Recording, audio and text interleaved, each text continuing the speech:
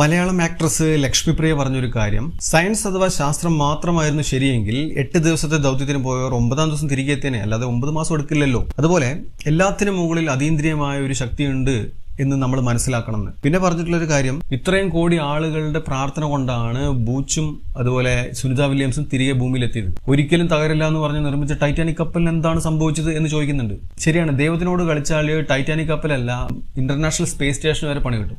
ഒരിക്കലും തകരില്ല എന്ന് പറഞ്ഞിട്ട് ടൈറ്റാനിക് നിർമ്മിച്ചപ്പോൾ നമ്മുടെ ദൈവത്തിന് അത് ഇഷ്ടപ്പെട്ടില്ല. ദൈവം എന്ത് ചെയ്തു? ഒരു വലിയൊരു മഞ്ഞുമലയെ കൊണ്ട് നിർത്തി ടൈറ്റാനിക്കിനെ അതിൽ കൊണ്ട് ഇടിപ്പിച്ച് കുറെ ആളുകളെ അവിടെ മുക്കിക്കൊണ്ടു. മനുഷ്യൻ എപ്പോൾ അഹങ്കരിച്ച അപ്പം അവിടെ ദൈവം വരും നശിപ്പിക്കാൻ.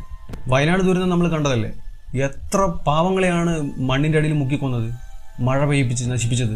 എത്ര കുഞ്ഞുങ്ങളാണ് ക്യാൻസർ വന്ന് മരിക്കുന്നത്, എത്ര പേരാണ് കയ്യും കാലും കണ്ണും മൂക്കൊന്നുമില്ലാതെ ജനിക്കുന്നത്. സുനാമിയിൽ മരിക്കുന്നുണ്ട്, മാരക രോഗം വന്ന് മരിക്കുന്നുണ്ട്, ഭൂമി കുലുക്കം എന്ന് വേണ്ട എല്ലാം ദൈവം മനുഷ്യന് കൊടുക്കുന്നുണ്ട്. എന്നിട്ടും മനുഷ്യൻ പഠിക്കുന്നില്ല. ഇതാണ് മക്കളെ, ദൈവത്തോട് കളിക്കരുത്. ഒരു ദൈവവിശ്വാസിക്ക് ഇങ്ങനെയല്ല ചിന്തിക്കാൻ കഴിയുള്ളൂ. അവന്റെ ബുദ്ധിയിൽ അത്രേ ഉള്ളൂ. മസ്തിഷ്കം മുരടിച്ചു പോവാന്ന് പറയില്ലേ.